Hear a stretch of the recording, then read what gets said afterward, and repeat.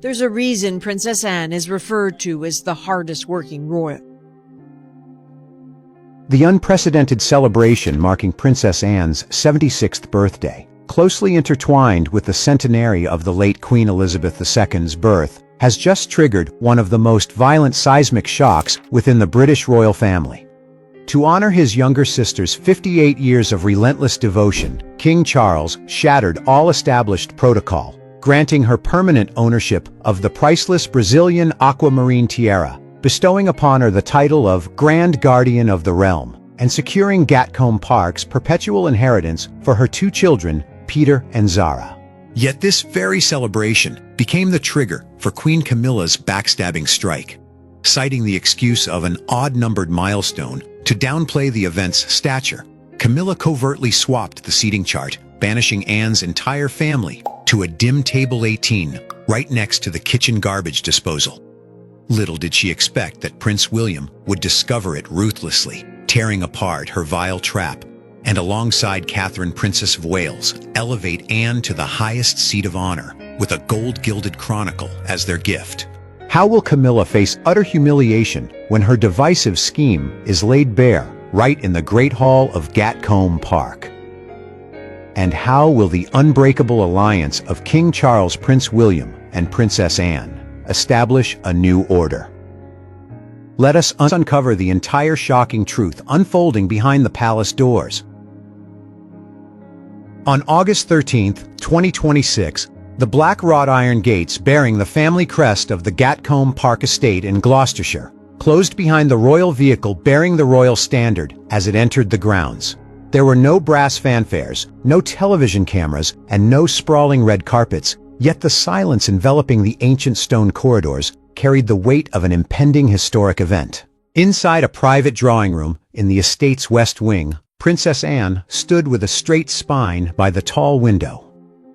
At 76 years old, time seemed powerless to bend her disciplined posture and the resolute gaze of a woman who had worn honorary military uniforms for decades.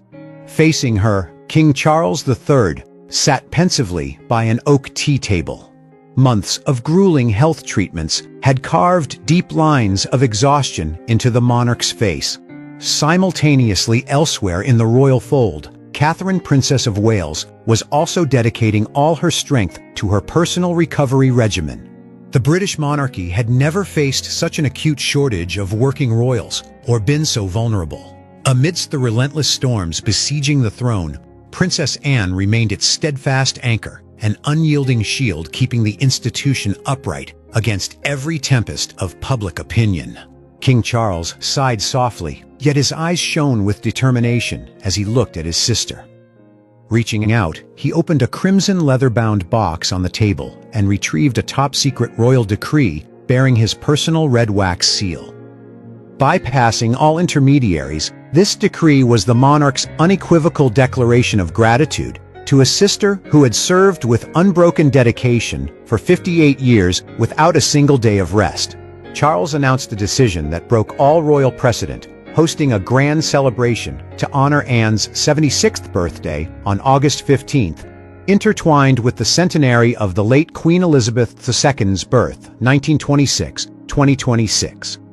Although the royal family traditionally held no major galas for odd-numbered milestones, Charles insisted that Anne's half-century of sacrifice warranted the highest honors from the entire institution.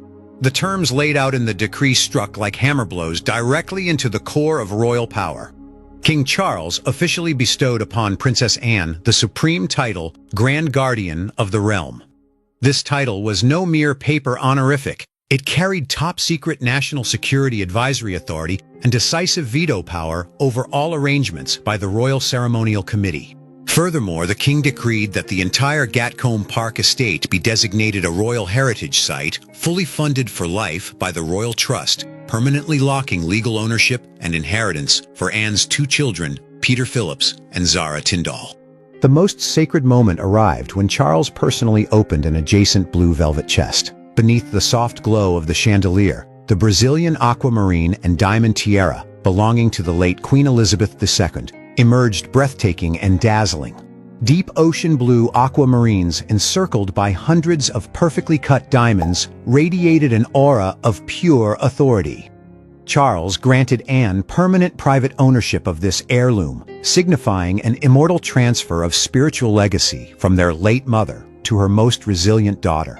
Yet the room's solemnity was not untainted. Just a few meters away, hidden behind the heavy velvet drapes of a side corridor, Queen Camilla stood frozen in place. Her eyes widened, transfixed by the shimmering blue light of the Aquamarine Tiara. Every word Charles uttered regarding Anne's veto power and the perpetual ownership of Gatcombe Park for Peter and Zara burned like fire against Camilla's long-held ambitions. She had repeatedly sought to absorb that aquamarine treasure into her private collection and had schemed to reclaim Gatcombe Park's lands to distribute among her loyal faction. Now all her schemes were brought to a sudden halt by the king's decree. Clenching her fists against her silk gown until her knuckles turned white with rage, a deep fear of losing her influence, coupled with intense jealousy, surged within Camilla, compelling her to take immediate action before the grand banquet on August 15th officially commenced. That very night of August 13th, upon returning from Gatcombe Park, Camilla retreated to her private office at Clarence House. The luxurious space was heavy with suffocating tension. Camilla summoned her closest aide, a key coordinator on the Royal Ceremonial Committee. The thick wooden door slammed shut, and all servants were strictly ordered away from the hallway. Camilla's expression shed its customary public pleasantness, replaced by steely calculating resolve. She knew she could not openly defy the king's decree, but she commanded subtle subterranean tactics, sharp enough to turn Anne's day of celebration into an indelible humiliation. Camilla initiated her plan by weaponizing the excuse of royal custom. She told her aide that hosting a grand gala for an odd-numbered milestone, like a 76th birthday, violated traditional decorum and would provoke unwarranted gossip among the nobility. Speaking with veiled intent, Camilla instructed the ceremonial committee to tone down the banquet's scale, ensuring it did not exceed the standards of an ordinary reception. But her truly venomous blow lay in the seating layout of Gatcombe Park's Great Hall. On her desk lay the official seating chart for the evening of August 15th. According to the highest principles of honor, Princess Anne, the focal point of the grand celebration, and her immediate family were to be seated at table 1, situated at the exact center of the hall on equal footing with the King and the Prince of Wales. Holding a red ink quill, Camilla drew a decisive slash, crossing out the names of Princess Anne Peter Phillips, Zara Tyndall, and Mike Tyndall from the central table. Her eyes gleamed with malice as she moved Anne's entire family all the way down to table 18. That table was obscured behind a massive marble pillar on the hall's outermost fringe, the bleakest spot in the room, devoid of chandelier light, adjacent to the noisy waitstaff thoroughfare, and directly facing the kitchen's waste disposal exit. In the honorary seats surrounding the king at the center, Camilla inscribed the names of her sycophants and high-ranking noble allies.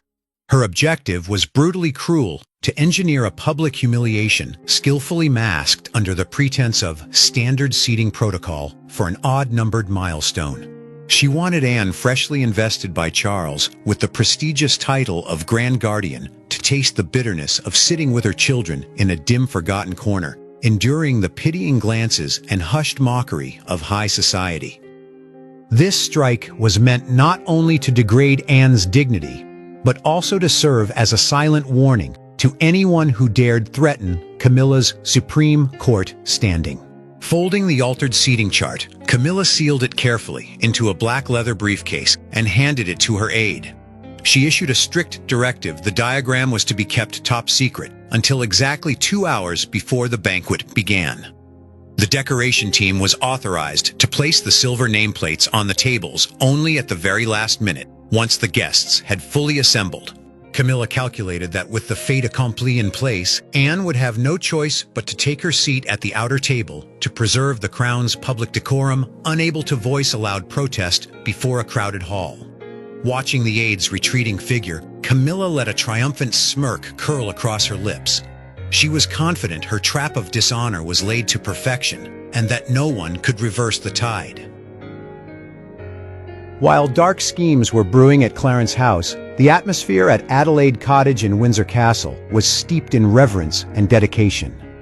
Inside a warm study, Prince William and Catherine, Princess of Wales, were hard at work over a long table covered in precious historical archives. Despite feeling physically drained from her ongoing medical treatments, Catherine adamantly refused to step back from this special project. Her eyes glowed with pride as she worked alongside her husband, refining every page of the invaluable tribute they had painstakingly prepared over several weeks. That gift was a monumental chronicle encapsulating Princess Anne's 76 years of life and 58 years of unwavering royal duty. Bound in premium Royal Navy blue leather, its corners and borders were hand-gilded in gleaming pure gold leaf by master jewelers. At the dead center of the cover, an anchor motif, the eternal symbol of Anne's steadfastness and unwavering loyalty to the throne, was embossed in solid gold. Within its pages were hundreds of unpublished archival photographs documenting Anne's journey from perilous overseas tours to intimate tender moments beside her beloved mother. To William and Catherine, this chronicle was far more than a birthday gift. It was an unyielding testament to their aunt's irreplaceable standing in the heart of the monarchy. On the morning of August 14th, just one day prior to the gala, Prince William personally drove to Gatcombe Park to inspect preparations. As an heir shaped by rigorous military discipline, William never tolerated oversights during pivotal family milestones. Stepping into the vast banquet hall, he immediately sensed an unnatural, evasive tension among the ceremonial committee staff. His innate political instincts warned him that something foul was unfolding behind his back. Striding purposefully into the event committee's temporary coordination office, William noticed a copy of the seating chart lying open amidst scattered papers. Leaning over to scan the guest list, his eyes narrowed his gaze, turning as cold as ice. Princess Anne's name, the guest of honor for this 76th milestone, had completely vanished from Central Table 1. Tracing the table numbers, William's eyes locked onto the bottom corner of the layout, Table 18. The printed text read clearly, Princess Anne Peter Phillips, Zara Tyndall, Mike Tyndall. A fierce fury ignited within the Prince of Wales. Requiring no further explanation, William marched straight out into the hall toward Table 18 to inspect the site firsthand. The nondescript round table sat sunken in shadows behind a colossal marble pillar. From there, any view of the raised honor dais was entirely obstructed. Worse, still less than 3 meters away, stood the metallic service door to the kitchen disposal area, where the stench of waste and the clamor of catering staff echoed incessantly. This was no careless oversight. It was a deliberate act of humiliation, a cruel insult hurled straight at a woman who had devoted her entire life to the realm. At that exact moment, Camilla's aide emerged from a side corridor, clutching the black leather briefcase tightly against his chest. Catching sight of Prince William's towering, commanding frame, standing rigidly beside Table 18, the aide panicked and made a hasty attempt to turn on his heel. William gave him no chance to escape. With decisive strides, he cut the man off right at the corridor junction. The overpowering authority radiating from the Prince of Wales seemed to freeze the surrounding air. Without raising his voice or resorting to force, William compelled the aide to unlock the briefcase with nothing more than a piercing stare and a chilling command. The original seating chart tumbled onto the floor, bearing the ruthless red ink cancellations that unmistakably marked Camilla's personal handiwork. William bent down, picked up the paper, and gripped it tightly in his palm. Ironclad evidence of his stepmother's treacherous trap now rested firmly in the hands of the heir to the throne. Holding the defaced diagram marked in red ink, Prince William betrayed no outward loss of composure. His fury transformed into a cold, calculated, and uncompromising counterstrike. He walked straight into the Gatcombe Park internal security room and ordered the doors locked. From there, William immediately established a secure connection with Catherine in Windsor. Viewing the altered layout and the disgraceful placement of Table 18 on the encrypted screen, Catherine was utterly appalled. Together, they arrived at an unequivocal resolution. They could not merely adjust the seats in silence. They had to transform tomorrow's gala into an arena that would expose the instigators' isolation and permanently crush the seeds of family division.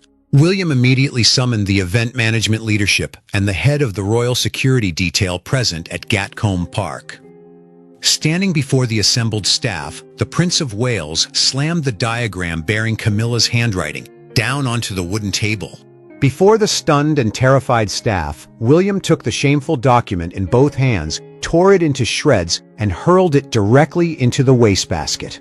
That decisive act served as an ironclad declaration. Camilla's counterfeit order held no validity before the heir to the throne. William pulled out a fresh blank seating chart. Pen in hand, he personally redrew the hall's entire layout. At Table 1, the highest table of honor, elevated on a red velvet dais, right at center stage, William meticulously penned Princess Anne's name in the place of highest prominence, immediately beside King Charles III's seat. Flanking her were Peter Phillips, Zara Tyndall, and Mike Tyndall. William positioned himself and Catherine directly beside Anne's family, forming an impenetrable unified block. As for the seats originally reserved for Camilla's sycophants and faction members, William struck them from the central dais, relegating them to the rear rows. Upon completing the new layout, William handed the document directly to the commander of the Royal Guard. He issued an absolute directive: the entire banquet hall was to be placed under maximum security immediately. The doors were locked, accessible only to personnel bearing the prince's security insignia. Anyone, even members of the ceremonial committee, or those acting under the Queen's authority, caught attempting to tamper with the table nameplates prior to opening would be expelled from the Gatcombe Park estate without exception or delay. Concurrently at Windsor Castle, Catherine finalized the finishing touches for the gold-gilded chronicle. She carefully nestled the heirloom into a deep blue velvet presentation box, sealing it with a silk ribbon bearing the royal cipher. She also coordinated with the event's audiovisual team, preparing a special photographic retrospective to be broadcast live on the hall's massive LED screen at the decisive moment. Every move in William and Catherine's counteroffensive was executed in absolute secrecy. Meanwhile, back at Clarence's house, Camilla remained entirely immersed in a false sense of triumph, convinced her seating chart remained secure in her aide's briefcase, and that Anne's public humiliation before the assembled nobility was practically assured.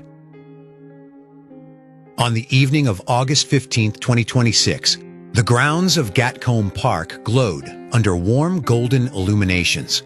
A procession of luxury motorcars filed into the estate. Hundreds of representatives from Britain's oldest aristocracy, seasoned statesmen, and influential high society figures gathered in full attendance. The expansive Great Hall was exquisitely appointed with fragrant designer candles, rare white orchids, and polished ancestral silver tableware. Yet beneath that veneer of opulence lay the suffocating electric tension of an impending court showdown. Queen Camilla arrived early, her appearance curated to perfection. Dressed in a shimmering emerald green silk evening gown, a radiant diamond necklace around her neck, and holding an exquisite feather fan, she wore an expression of supreme pride and satisfaction. She glided effortlessly among the distinguished guests, accepting deferential greetings and flattery from her loyal faction. Yet Camilla's mind was far from these hollow compliments.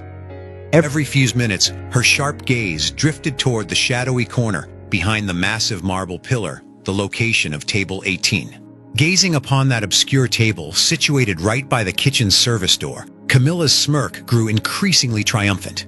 She imagined how in mere moments, when the opening fanfare sounded, Princess Anne and her two children, Peter and Zara, would be forced to swallow their humiliation, walking with bowed heads toward that outer table under the scrutinizing gaze of hundreds of onlookers.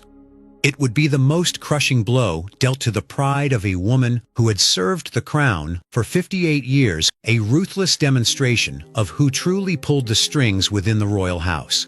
At precisely 7:30 p.m., the resounding call of brass fanfares echoed through the hall, heralding the arrival of the most senior royals. All chatter ceased instantly. Hundreds of noble guests rose in unison, fixing their eyes upon the towering oak double doors at the main entrance. The doors swung wide. Princess Anne entered with the presence of a true titan. She was draped in a stately dark blue velvet mantle, her chest adorned with distinguished medals, living testaments to nearly 6 decades of selfless service. Walking beside her were her 2 children, Peter Philip sharp and dignified in black tie, and Zara Tyndall radiant in an elegant black evening gown. But what took the entire room's breath away were the figures escorting Anne from just behind Prince William and Catherine, Princess of Wales. William appeared in formal uniform as the Prince of Wales, commanding and resolute, his eyes forged like tempered steel. Beside him, Catherine radiated grace with an elegant smile. Though subtle traces of her medical ordeal remained, her aura exuded undeniable royal authority. The presence of the heir and his wife stood like an iron fortress, shielding Princess Anne completely against any underhanded scheme. The smirk on Camilla's face froze instantly as she registered their trajectory. Instead of veering down the right corridor toward the shadowed obscurity of Table 18, as her altered chart had dictated, Prince William stepped forward, half a pace, extending a steady arm to guide Princess Anne straight down the central red-carpeted aisle. Anne's firm footsteps echoed across the breathless silence of the hall. William escorted his aunt straight up to the highest dais of honor. Before the assembled court, William respectfully pulled out the gold velvet chair at Table 1, the very heart of the celebration, positioned directly adjacent to King Charles III's throne, and formally invited Anne to be seated. Moments later, Catherine personally guided Peter Phillips and Zara Tyndall to their honorary seats alongside their mother, facing the assembled aristocracy. The scene struck Camilla like an icy splash of water. Her expression rapidly transformed from haughty triumph to ghastly livid shock. She whipped around to search for her aide, only to spot him trembling against the wall under the watchful escort of the royal guard. Camilla realized her trap had been shattered, yet her blind arrogance would not allow her to accept defeat quietly. Disregarding the formal decorum of the evening, Camilla gripped her feather fan and marched aggressively toward the head table, intent on instigating a fierce confrontation to claw back control before King Charles arrived. Reaching the edge of Table 1's elevated dais, Camilla fought to steady her voice, though she could not mask the shrill, venomous undertone. Staring intently at William with razor-sharp eyes, she challenged him for unilaterally upending the seating protocol, denouncing his action as an arbitrary insult to family tradition. Yet faced with his stepmother's aggression, William did not so much as flinch. He rose slowly from his seat. His towering height and commanding presence as the heir apparent forced Camilla to instinctively take half a step back. William offered no private reply to Camilla.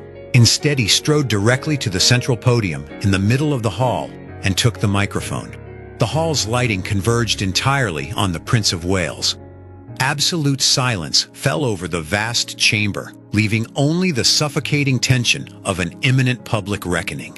Looking directly out at the hundreds of aristocrats seated before him, William spoke in a voice both resonant and unyielding, like a formal verdict. "My lords, ladies, and gentlemen, we are gathered tonight at Gatcombe Park, not to witness petty divisive schemes, nor the small-minded envy that seeks to cast those who have served our nation with the greatest devotion into the shadows of obscurity." As William concluded his sentence, the colossal LED screen behind the stage, typically reserved for displaying royal insignia, suddenly shifted to black before lighting up in full high definition. The entire room gasped in sheer astonishment.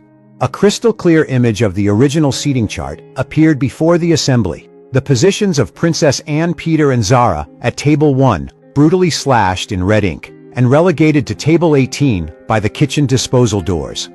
And sitting directly alongside those malicious strikes was the authorizing signature, unmistakable in red ink, that of Queen Camilla.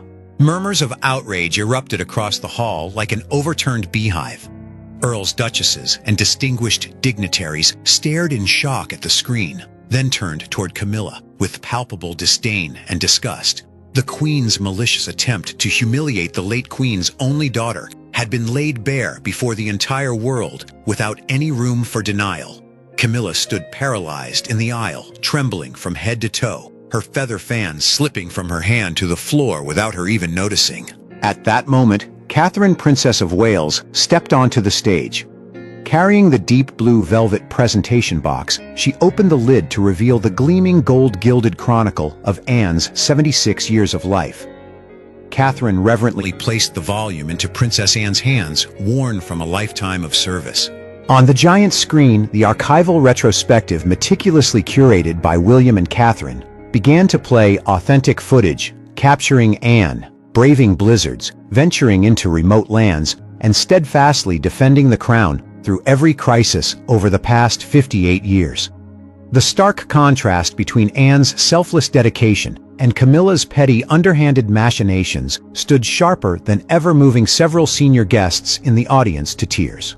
The climax of the counterstrike unfolded as King Charles III emerged from the royal entrance and stepped onto the high dais. The monarch's face was stern and solemn. He did not spare a single glance at Camilla, despite her standing right beside the aisle.